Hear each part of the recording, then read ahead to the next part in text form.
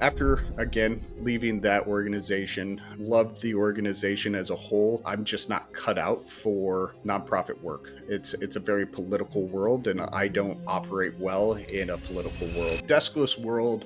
A lot of people don't trust HR. They don't trust things like surveys. That's a great question, Jack. And I'm sure there are people out there who are way smarter than me that will disagree or agree with what I'm about to say. The best leaders are the leaders that create future leaders, not that create followers. Welcome back to the Noble Lore Podcast. Today's episode of the Noble Lore Podcast is brought to you by Noble Lore. What do we do? Well, whether you are in Texas or Utah or wherever you are, we can help you with your podcast. We help you grow. We help you eventually monetize in the right ways. And really, we're just here to support you on the not the manufacturing side. That's what this show's about, though. But on the production side of things, if you're here in St. Louis, we help you with the distribution and the marketing of the show, and ultimately just maximizing your show's potential and how to have a better conversation, how to have better lighting. From A to Z, we help you with the podcasting. This episode is also brought to you by Mighty Kind. Mighty Kind, for me, has been an alcoholic alternative. I gave up alcohol in all of 2023, and having something in your hand, whether you're out and about or just need something at home where you need to be drinking something. It's canned THC, it's canned CBD, it's canned just seltzer-free or booze-free seltzer. I'm really botching all this. We're going to keep it all in there anyway. It's my show. So that's another sponsor of the show that we would love for you to check the links out below if you want to. Now on to our conversation with Jim Mayer. He is awesome. Jim Mayer, thank you for coming on and chatting with me today. Absolutely, Jack. Glad to be here. Took a while for us to get this going. I had to bail on you a couple times, so I appreciate your patience, man, and just happy to be here. Well, it's reciprocated and it's gone both ways, but definitely. So maybe you could just tell me a little bit about who you are, where you come from, and what has gotten Jim Mayer from where he started to where he is now. Yeah. So I grew up in Colorado, various different cities, but very much in the middle class of life, right? Grew up as the son of a ranch hand and then teacher.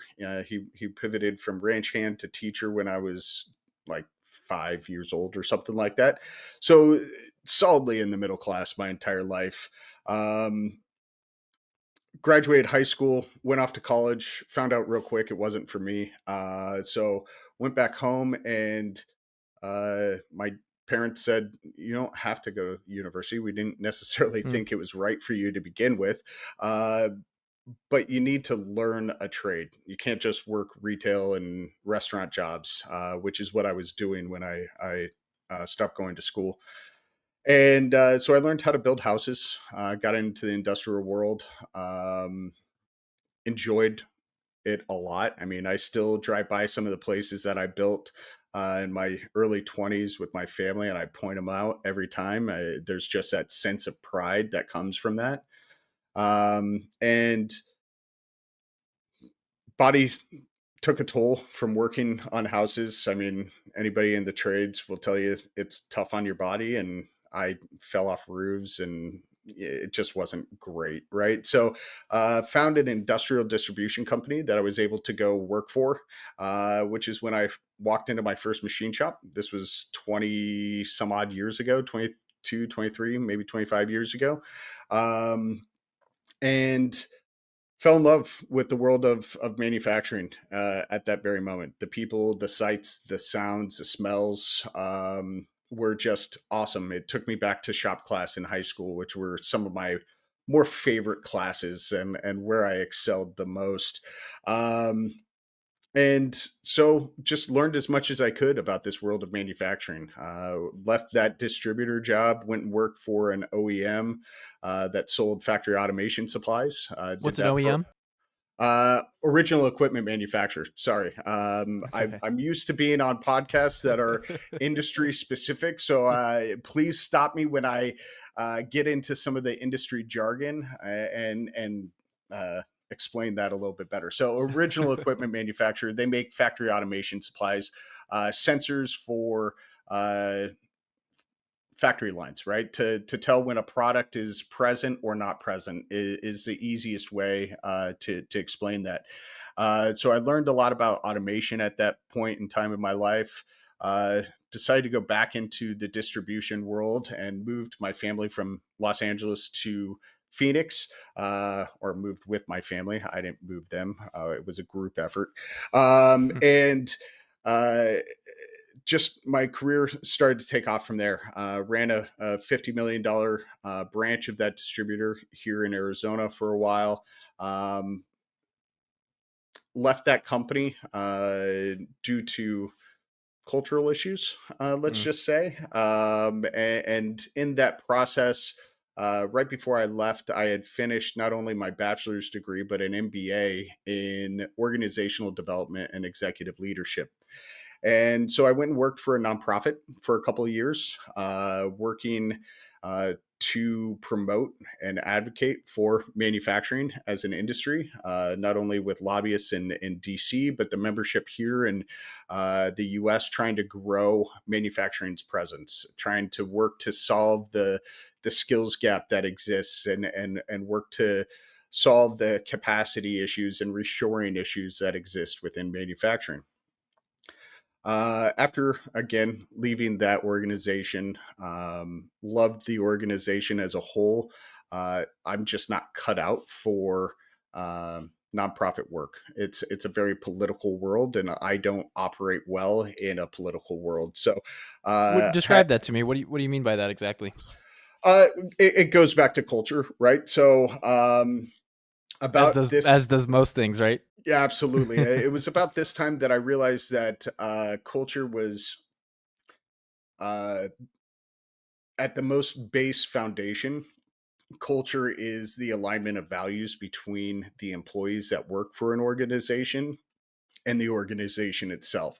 If you've got that alignment and the top level leadership lives those values, and everybody's in alignment on values, culture works, right? In a nonprofit, or at least a nonprofit I was working for at the time, uh, there was a absence of top level leadership, which led to an absence of leadership in general living the values that drew me to the organization in the first place.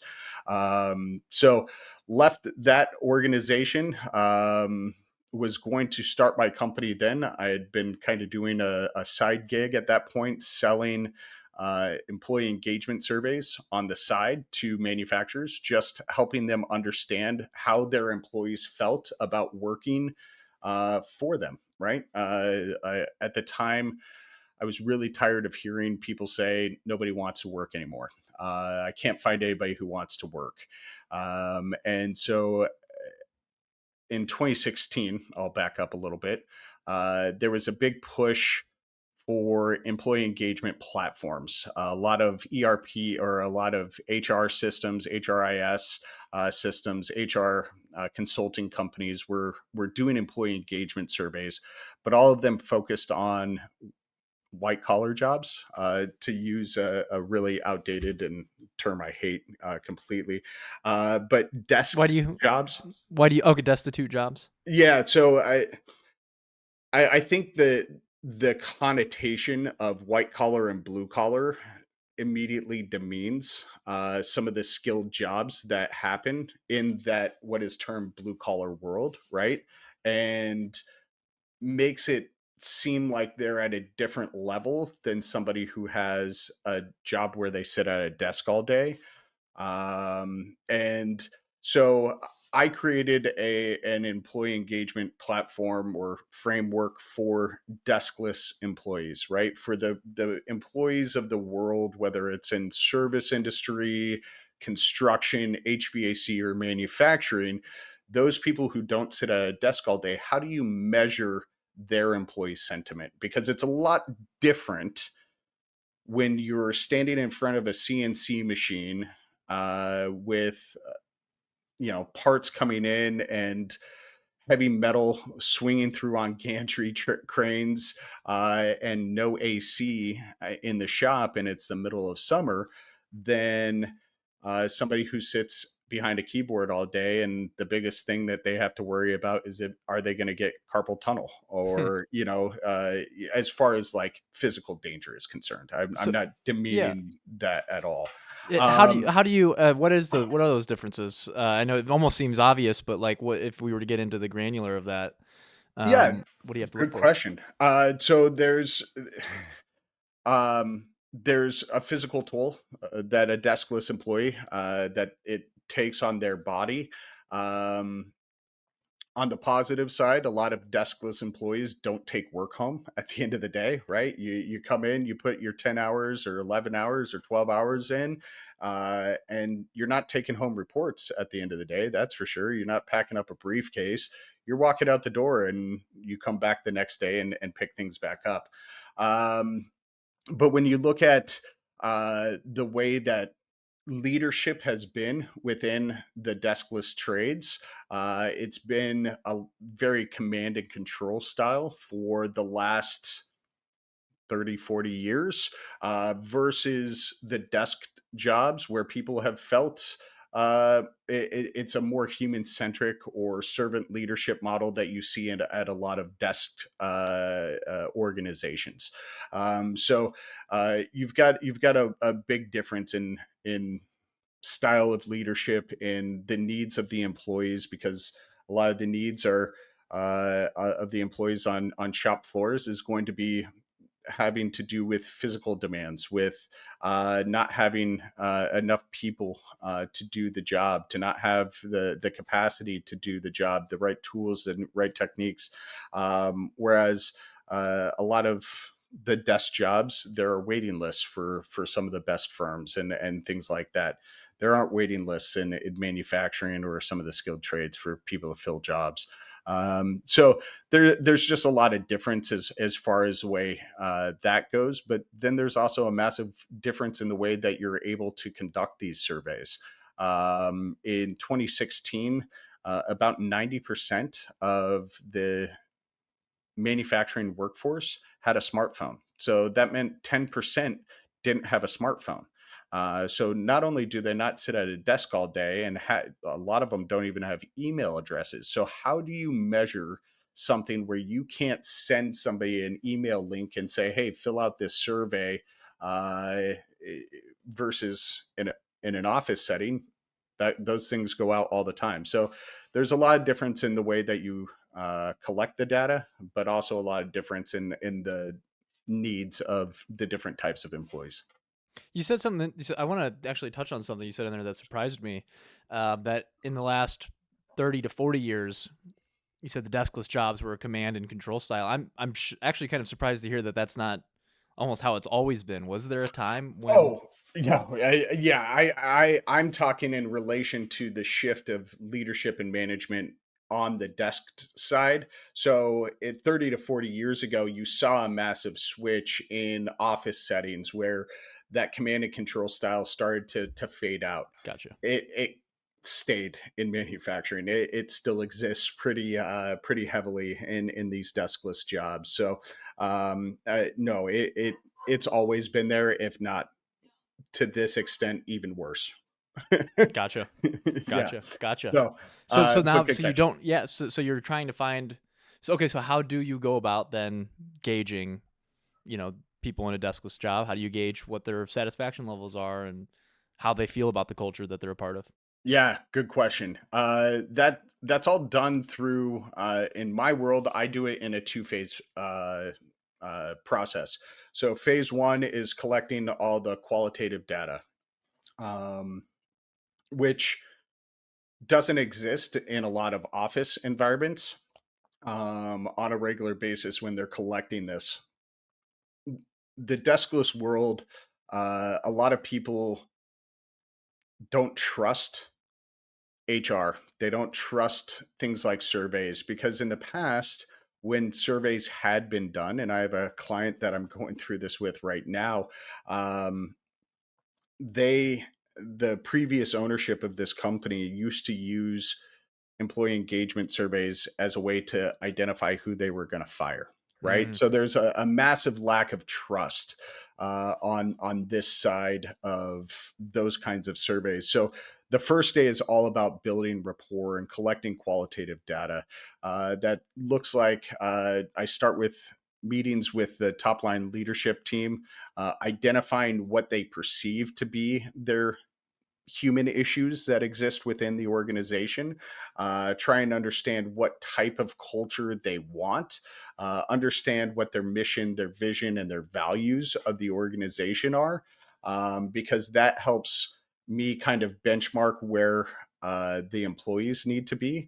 If I walk onto a shop floor and ask an employee what are the values of the organization and they can't name them, if they can't name the vision or the mission of the organization, then you've got an immediate cultural issue, right? So I start the day with that. Then I take a plant tour, and in that plant tour I look for visible signs of a good culture, an inclusive culture, an equitable culture. I look for signs on the wall that celebrate success, that celebrate the employees themselves. I look to see if there are women's bathroom on shop floors, because a lot of time there's not even a women's restroom in these shops. So I look for those kinds of things. I talk to the employees themselves, just briefly kind of get to know them a little bit. As soon as you walk into a manufacturing facility, you can usually tell the energy of the place. What kind of a culture is it going to be? What am I walking into? If a machinist is at their machine and they turn and they smile and they wave or interact with you in any way, shape, or form, it's typically a pretty good place for them to work.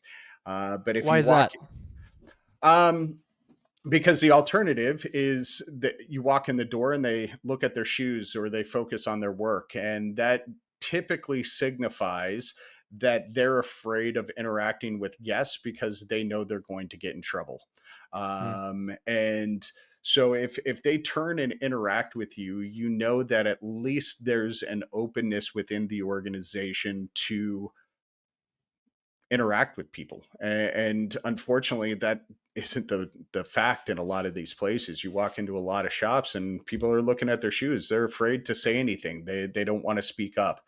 And those are typically the cultures that lack innovation, that lack really a lot of growth and a lot of scalability and fresh ideas are those kinds of shops. And they're also the shops that are typically very homogenous. They all look like you or me, right? Hmm. In order to get those diverse voices in there, it's a big deal to have diverse representation and the ability to feel like you can speak to anybody who walks in the door. Hmm. Is there a universal so you're recognizing these patterns that you're seeing in the manufacturing world Yeah. specifically as far as culture goes. Are there universal truths to culture that can permeate outside of that? That you go, hey, this is if you're trying to build a family, or if you're trying to build a men's group, or whatever it is. How can those all be applied? Yeah. So the first thing to building a good culture is identifying who you currently are, who you want to be, and that's your mission and your vision statements, and then the values, what you stand for, right?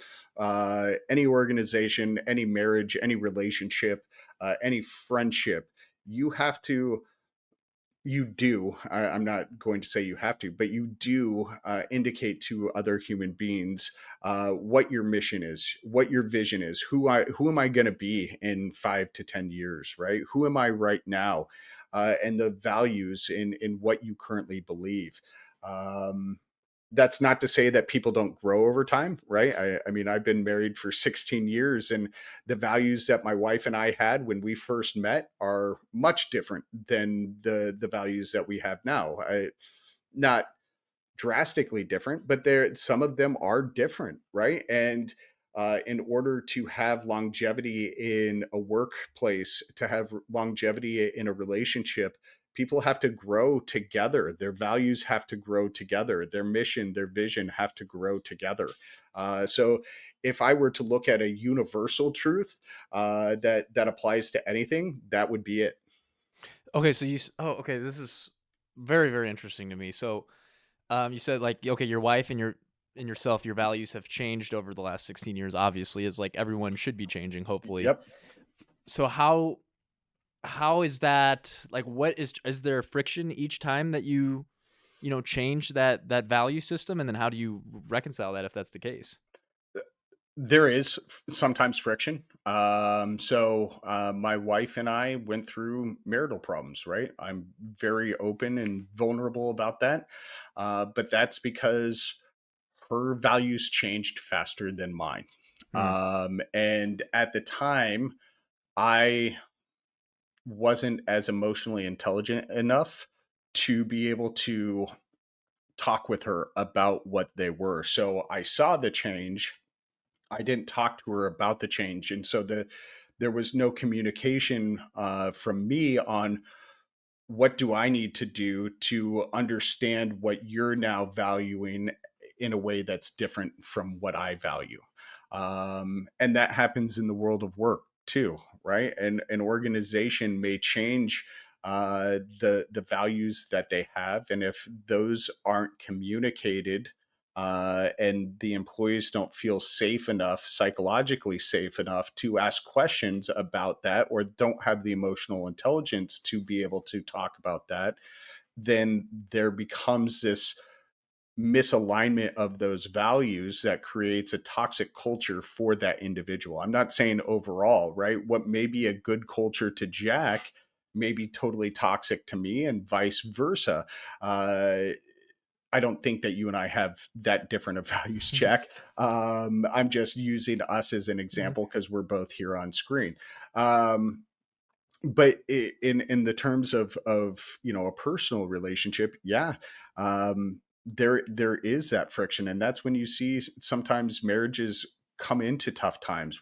That's when you see uh, relationships with parents and grandparents and uh, children in some cases, or friendships come and have that friction point because there has been a change of values, a change in the mission, a change in the vision of that relationship from one side, and the other side it hasn't communicated that yet. I really well. First of all, thanks for opening up about that, or thanks for Yeah. going into that. That's you mentioned being vulnerable and being vulnerable about this. Is there a way to be vulnerable as a man? Is there like what does that look like?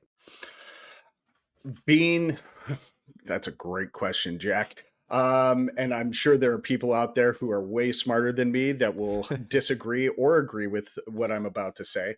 To me, the best way that I, as a man, can be vulnerable is I have to understand my emotions before I can be vulnerable. I have to understand what makes me angry, what makes me happy, what gives me joy, what frustrates me. And when those things happen, I have to be able to name it and say, I'm super anxious right now, or I am super frustrated right now, Hmm. because that helps me then communicate that feeling to others in a way that is A, vulnerable, but B, doesn't take that emotion out on somebody else, right? So emotional intelligence is and vulnerability is a massive part of emotional intelligence, but emotional intelligence is all about understanding your emotions and how they affect other people, right?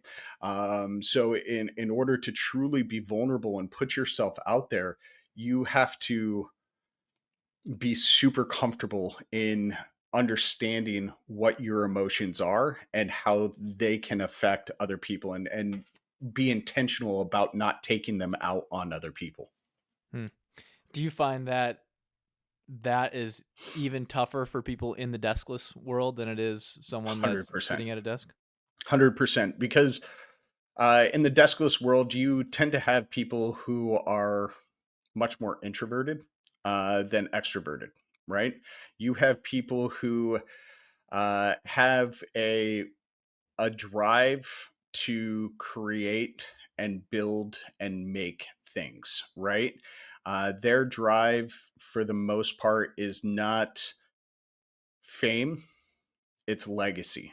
They want to be like I was telling you earlier about the houses that I've built.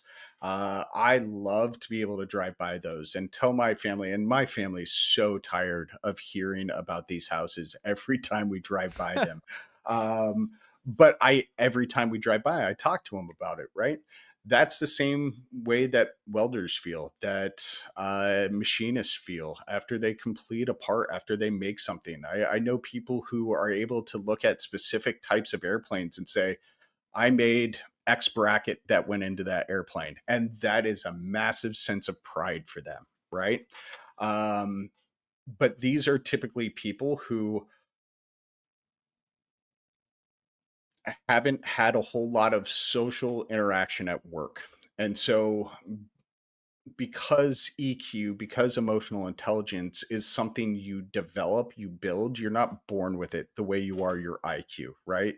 EQ is something you have to develop over time.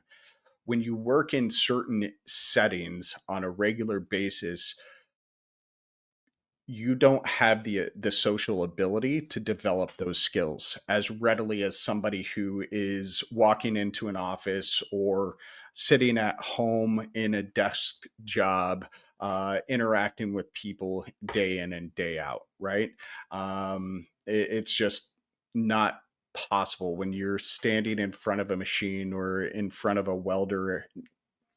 A lot of times you can't even hear the person Hmm. that's right next to you. So that social interaction lacks, which inhibits their development of emotional intelligence and therefore vulnerability and things of that nature. Um, but that then, sorry to rant here for a second, that then parlays into some of the issues that we have with leadership in the space, because when you lack those skills, but you're the best machinist, those are typically the people who get promoted into leadership positions. So then we have this cycle of the best machinist who has very little leadership or social skills being promoted into a position where vulnerability, emotional intelligence, accountability, and all those things are paramount, active listening, all those things. And so you have this negative leadership cycle that then just perpetuates, and they don't build those skills in the people who then are working underneath them, so those aren't being developed and it just continues on.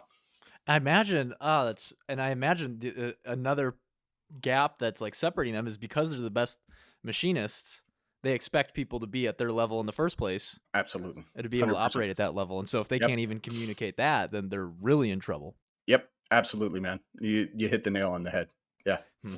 There's an economist named Thomas Sowell. I'm not sure if you're familiar with him or not. Absolutely. Yeah. And so I was reading one of his books, and he talks about how in neighborhoods where there's the most violence, the literal vocabulary is like directly proportional to the amount of violence that is in that neighborhood, in the sense that the less that you are able to communicate, the more violence you'll find in a neighborhood. Yeah. That's so when going about taking these people and saying, okay, like, you're a great machinist, but we need you to develop these skills and we need you to develop these. Do you have like frameworks for that in putting that together? Yeah, absolutely. I've got uh, 15 soft skills and leadership development trainings or workshops that I've created. I've got over 300 different shorter trainings, anywhere from 30 minutes to a couple hours. But I've got some very robust workshops that I've created over the last 3.5 years that help develop those skills and provide actionable takeaways and workbooks on how people can get better at those skills. How do you develop that emotional intelligence? How do you work on being an active listener at work? How can you be more accountable and learn to hold your teammates accountable, so then your leader doesn't have to take the time out of their day to hold them accountable, right? And when you can build that internal culture of shared accountability, that gives the leader the space to be able to be more strategic in their job function, which then helps the company grow, which in turn gets people more money, and better paying jobs, and more promotions and more opportunities. So yeah, I definitely have spent the last 3.5 years really focusing on how do we build those skill sets internally at these companies, and at the same time, how do we take the current leaders of the manufacturing industry and get them the training they need to lead in a more human centric manner. Hmm. So I would say that like the way that I'm always a work in progress, obviously, but like the way that I developed my initial emotional intelligence was not it wasn't a concerted effort per se. It was like I was so insecure with myself Okay. that I was so obsessed with how people were perceiving me that eventually Mm, I started looking at and saying, okay, how is this person over here being perceived? And I was yes. kind of forced into that way. But when you're talking about this and you're talking about like the certain techniques that you have, um, I guess there's a way to do that outside of that. Would you say, like outside of being forced into it? Yeah. I mean, look, man. I'll say a couple of things. Part of emotional intelligence is loving yourself unconditionally, Hmm. and accepting who you are. Um, I am a slightly overweight, middle-aged white dude with a graying beard and a head full of dark hair, right? Um, 8 years ago, I wasn't happy with my body. I wasn't happy with my income. I wasn't happy with those kinds of things about me. Um, and going back to that struggle I had with my wife, the challenges that we faced, a lot of those challenges stemmed from that unhappiness within myself, right? Once I started truly accepting me as I show up every day and not looking at the people around me and putting myself in a side by side comparison with them, where they were in their careers, where they were in their fitness journey, where they were in X, Y, and Z.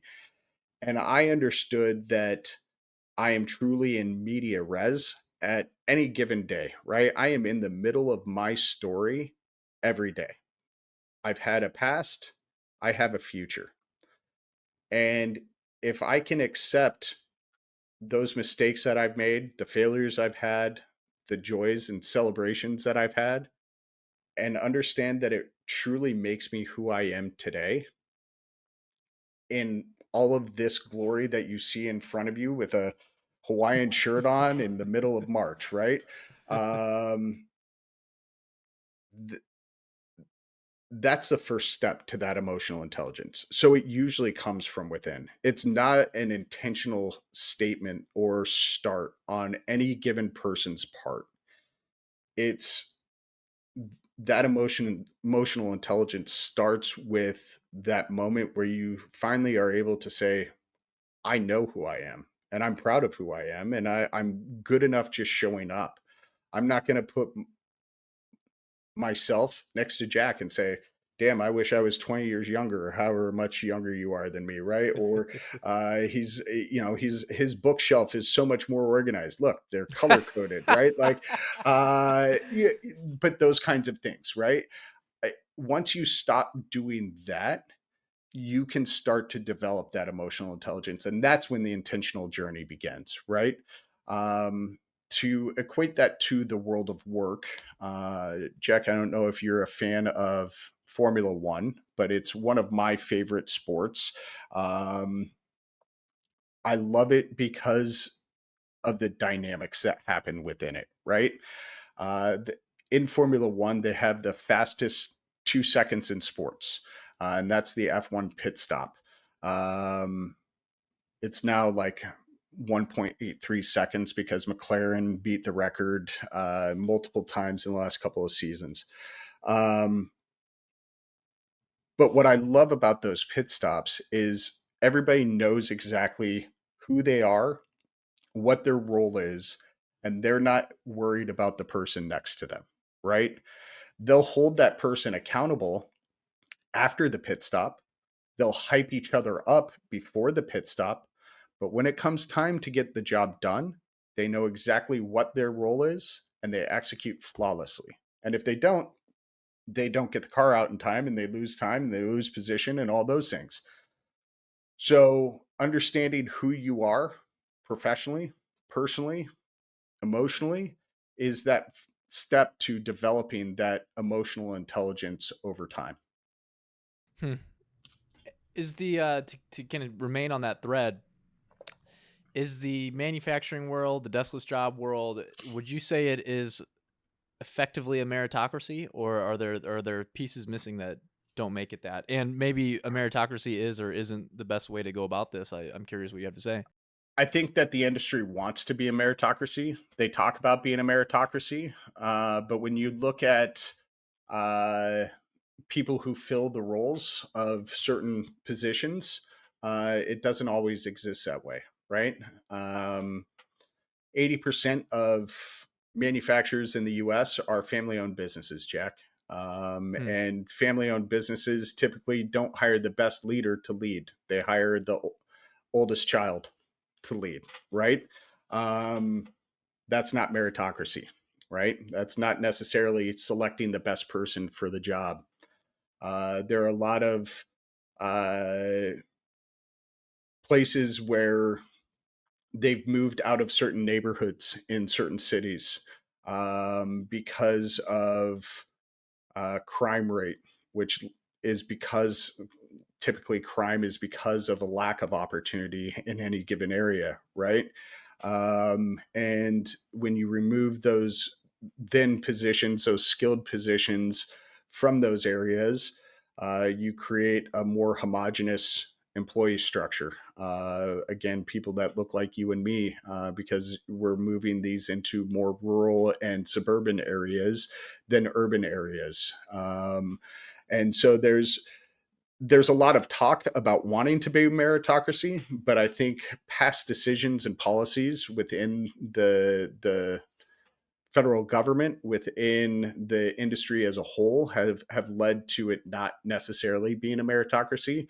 And uh, so that's my take on it without getting overly political Getcha. on this thread.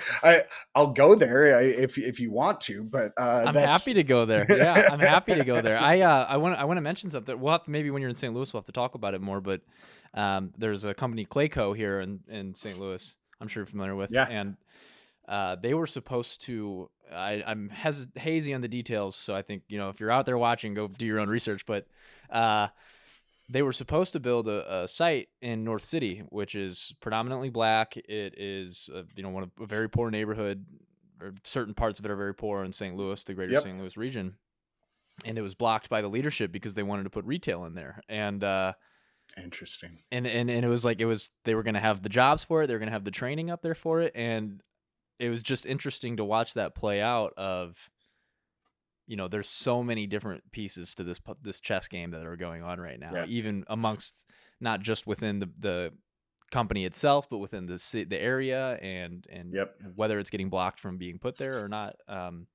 Yeah, Which is a it's shame, Jack, because when you look at tenure, when you look at pay rates, when you look at benefits that come from manufacturing jobs versus retail and other service industry jobs, uh, when you invest in training people in communities that are historically underprivileged and under resourced, um, you start to build a pathway for generational wealth, right?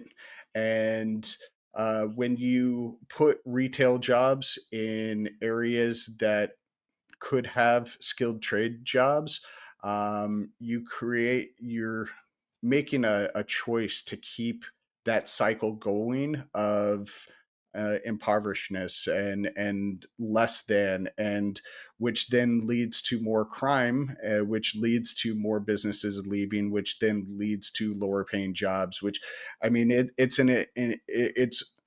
it appears to me to be an intentional move by some municipalities, by some local governments, by some state and federal governments, and it's a real shame because those manufacturing, those construction, those skilled trade jobs really create a pathway.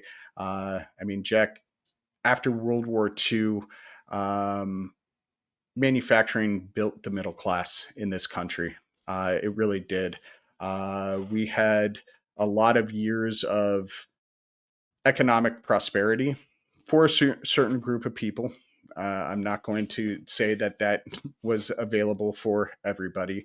Um, Due to redlining and a lot of things, there were still certain groups that didn't have the opportunity to make it to the middle class um, because of where jobs were placed.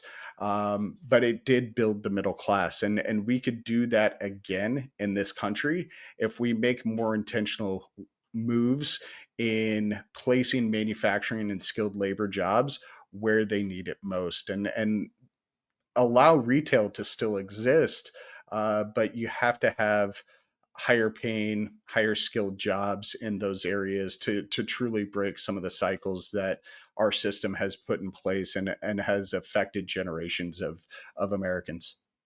I when we had our first conversation, I just knew I resonated so deeply with what you're talking about. And it sounds like, I mean, it's like, okay, if we want real change in these areas, here's what we need based on the conversation that you and I have just had. Skill set, Yep. developing skill set, communication. If you Yeah. can get those two things solved, Yeah. we can make serious change wherever we go with those two things. Absolutely, man. Absolutely. We just have to provide people opportunities, and to provide them opportunities, we have to communicate what our intentions are, and we have to provide them the skill sets that they need to really create the change that they need, which then creates community and community change. So, yeah, I would say that you nailed it with those two items needed to create lasting, sustainable change. Hmm. I want to touch on something quick if you don't mind. We had you kind of mentioned it in there in your last answer, but as far as when we first talked, we talked about this a little bit. It to me, like, I really am passionate may not be the right word, but I feel very strongly that the trades are deeply underappreciated in the zeitgeist of culture right now. Yeah. Uh, do you think that's the case? I imagine you do, and why do you think that is? Yeah. So yeah, I 100% think that's the case. We ran into something in the 70s, 80s, 90s, parts of the country in 2000s, um, where we created this university for all mindset for our young people. And this stemmed from originally from the idea that we saw grandma and grandpa or mom and dad leaving these factories covered head to toe in grease, missing digits, arms, sometimes losing life. And because before CNC machines, before some of this, technology that came about in the third and fourth industrial revolutions, um, manufacturing was a rough place to work. It was dark, it was dirty, it was dangerous, and that created a sense in parents to not want that for their kids. And so they started pushing kids to university, even if it didn't make sense for them. And so there was this massive cultural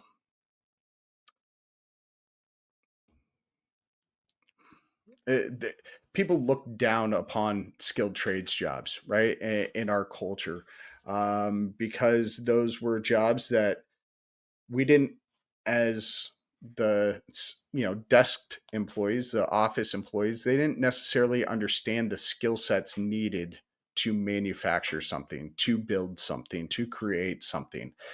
And so we diminish those because as humans, we tend to diminish things that we don't understand, right? So we diminish those skill sets, and we said that everybody should go to college, everybody should go to university because those skills are less than what I want for my kids. Those Hmm. skills are less than what I want for my grandkids. At the same time, workers who were in the trades were demanding more pay, right? In the 70s, particularly the 80s and 90s, as we came out of the recession in the early 80s, and people needed more money just to live. That idea that you could work a factory job and support a family of four and have a nice house and a picket fence, that didn't exist anymore after that recession in the early 80s. Um, and so manufacturers, instead of paying people more, they moved jobs overseas. They offshored production of a lot of consumer electronics, of a lot of goods that we use every day. And our manufacturing industry focused mainly on automotive and defense, aerospace and defense. And so we lost a lot of capacity.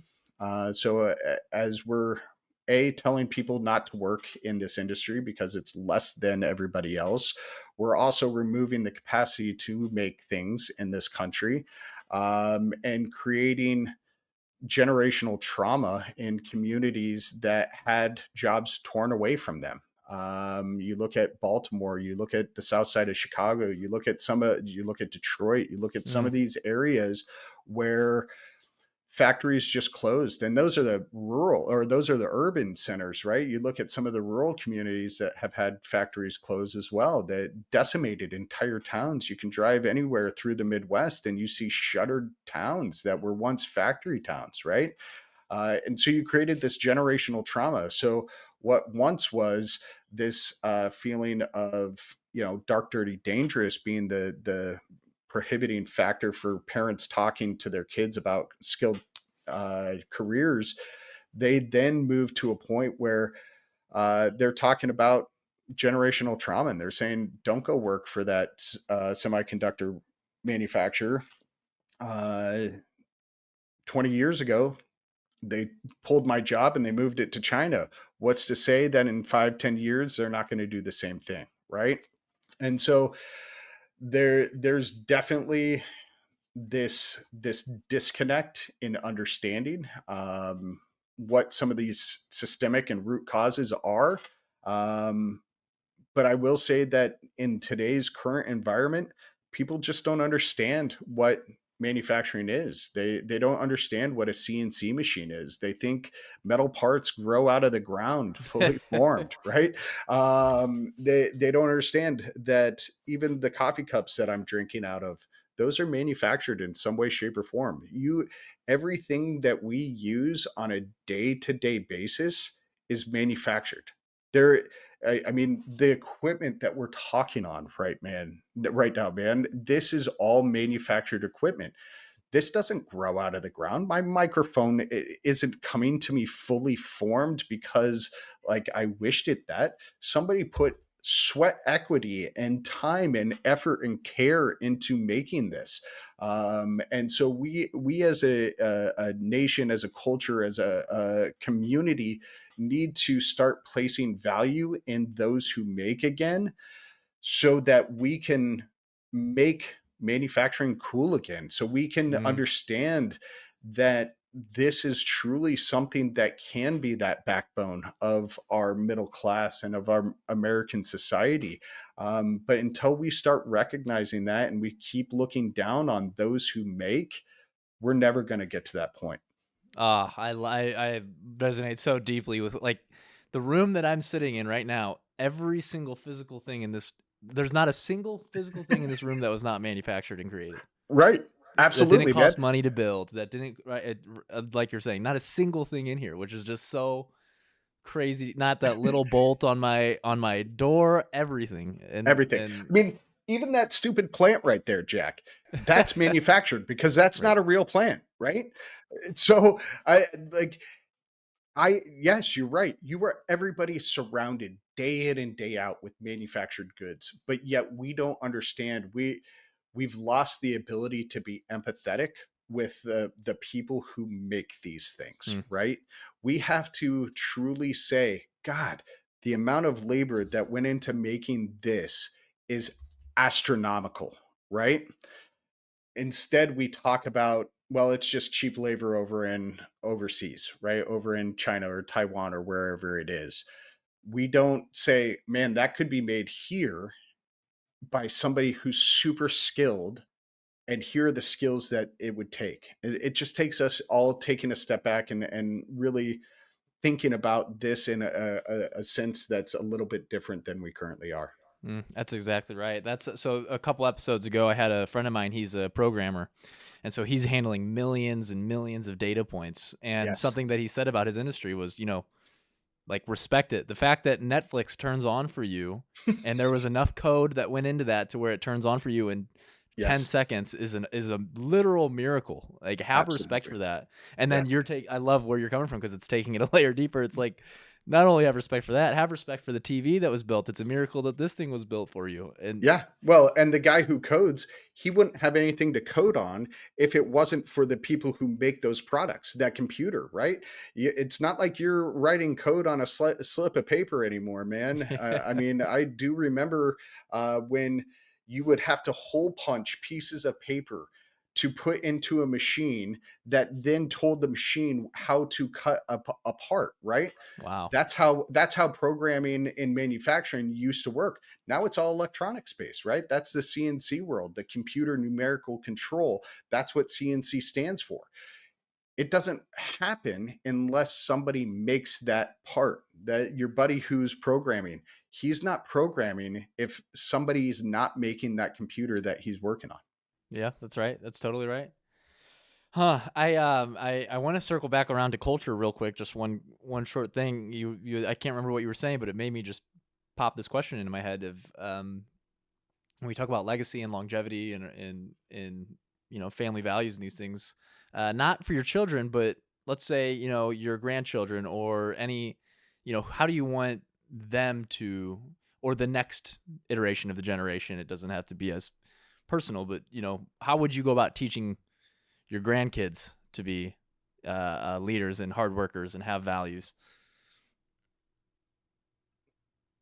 assuming you have to pass them through your children? Yeah, absolutely. Well, and a lot of that starts with, again, understanding yourself to the point where you empower somebody else to be themselves and truly be themselves, right?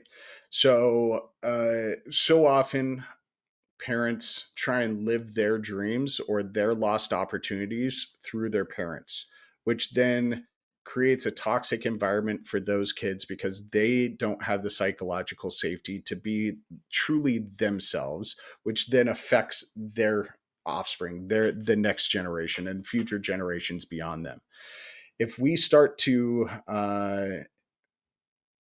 create an environment where our kids are able to be themselves, in whatever form that looks like, and how they want to show up, and not tell them, I want you to be a doctor or something of that nature. That's a great first start. I think, just to rant again a little bit here, we ask kids when they're 5 years old, when they get into kindergarten, what they want to be when they grow up, and we have them draw a picture of that, and we historically pigeonhole them into that for the rest of their school career, right? And we tell them that my daughter, when she was 5, wanted to be a vet. She's 14 now. She has no desire to be anything close to a vet, right? um, People grow, people change, people adjust. What their mission is, what their vision is, what their values are changes, right? If we allow people to show up and be their authentic selves, then that's when we lay the framework and the foundation to be able to instill the accountability and the values of leadership that need to be there for people in the future, right? We have to tie that goal for the greater good to what it is that they do and how they show up, so that they can truly lead the change that they need to lead for their generation. Hmm. Hey, yeah, I think that's amazing. a friend of mine, a good friend of mine, that he has a quote that goes something like, "The predatory mentor wants you to be what they wanted to be. The great mentor wants you to be what they could never have been," or Yep. something like that, right? I Um, agree with that wholeheartedly, man. I'm a firm believer that the best leaders are the leaders that create future leaders, not that create followers, right? mhm, mm, And so when you're creating a future leader, um, you're approaching it from the mindset of wanting to make them better than you are, right? And your ego's not getting in the way of wanting to be the best. Your ego is saying, I have done everything that I know I possibly can, but I know that there's more to achieve. So I'm going to give you what I know, and then you run with and make it your own and make it even better. that's right. That's right. Yeah, Yeah. Do you have enough power to give up that power? exactly. Exactly. And hell, man, let's circle that back to your question. How, as a man, can you be vulnerable? That's it. Mm, You got to give up that ego. mm, mm. Wonderful. What, Jim? What's this is my the final question I ask everyone on the show is what is the most important thing that people should be paying attention to right now? Young people. Fuck, man. Sorry. So, by all means. uh, I'm in manufacturing. I cuss like a sailor. I'm shocked that that's the first time I've dropped an F bomb. There's so much, man, right now. Pay attention to what's going on around you. Pay attention to what it is that you believe and how the leaders out there are framing the future for you, and stand up for what it is your values are versus what you're seeing being created. If you disagree with what's happening out there, um, stand up for it. If you agree with what's going on out there, stand up for it, right? But young people today need to be looking at everything. And I know that it's hard as a young person. I was young once too. When I was in my teens, my 20s, uh, I wasn't looking toward what the future of the country, what the future of the world looked like. Mm, Um, I was focused with what bar was I going to? What was I going to accomplish work wise? Um, I was very much involved in my own little bubble, right? So look toward the future. Always understand that you're in the middle of whatever your story is. And again, recognize and celebrate the past, and work very hard toward the future that you want for you and for the humans that surround you. mm. That's great. Yeah, that's and it's a fun game that we have to play of focusing on the future while staying present. Absolutely, man. It's a difficult balance, Hmm. because shit, even at 46 years old, man, I have a hard time sometimes saying, okay, what's 5 years from now? What's 10 years from now? Um, for myself, much less what's 5, 10 years for my local community, or my country, or my global citizenship, right? Um, and so I think everybody needs to from time to time stop and pause and really think about that for a minute. In all the different social contracts that you have, whether that's a relationship social contract, a professional social contract, community, or global. I mean, we play a part in so many different stories and journeys out there, that we have to pause from time to time and really start to look at where am I going to be in 5 years, Mm, or what kind of life do I want in 5 years. mm, So mm. So I'm 25, and so all of the 25-year-olds around me, I mean, this is a big part of my podcast of like trying to figure this out. But I'm noticing, I mean, this is so many people are like, oh, I got to start taking shit seriously. Yeah. Like this Yeah. is real. This is real life. It was all a dream up until this point. Well, yeah, I mean, I'm a kid of the 80s, man. I was born in 79, but I was an 80s kid, right? Um, when you're a teen, when you're in your early to mid 20s, life's like a fucking video game, man. Yeah. It really is. Like, and you're the main character being played, and there are a bunch of non-playable characters around you, and that it's just Yeah. that's how life seems, right? You don't know what the final chapter is going to be. You don't know what the final boss is going to be, and you don't really care for that matter, Mm. right? Um, you regenerate when things get hurt, right? Like when you're young, you don't think about those things. I still don't, like I said, fully take enough time to think about those things, but I have to, right? I have to look at what is life going to be for my kids? What is life going to be for my grandkids, my great grandkids? But I think that comes from a certain level of empathy from having kids, right? I think when you don't have kids, you're not necessarily thinking about what the future is like because your future ends. We're all finite, right? And so until you start having kids, and I'm not saying everybody should have kids. Please don't get me wrong. If you don't want kids, don't have kids. Just have empathy for what the future should look like for other people's kids. That's I guess what I'm trying to say there. All right. Well, that's great. That's man, Jim, I really appreciate your time and just this is this I've got excited at multiple points in the conversation and I could feel it bubbling up. So I'm like, okay, I know this was and Jake was over there nodding his head because Was he he really? comes Right from on. yep, he was an electrician before this and he comes from the Oh, whole world of deskless jobs. So hell yeah, um Jake. Right on, man. Keep doing what you're doing, man. You set up some good equipment and you're doing great work. Jack, I think I don't know how often you're told this, but I don't really care. You do a phenomenal job at this, man. You're really good at what you do with this.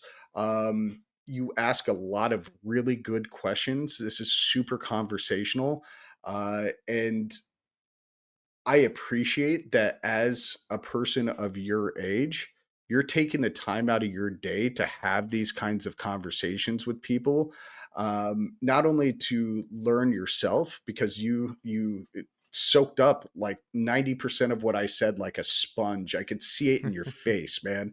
Um, but you're also sharing that knowledge with people through this medium, and so I appreciate that out of you, and I appreciate what you've taught me so far in our relationship. It's been a lot of really good things on how I can change, how I can grow, how I can be better at things that I do that you're an expert in. And so I really appreciate you, man. Keep doing what you're doing.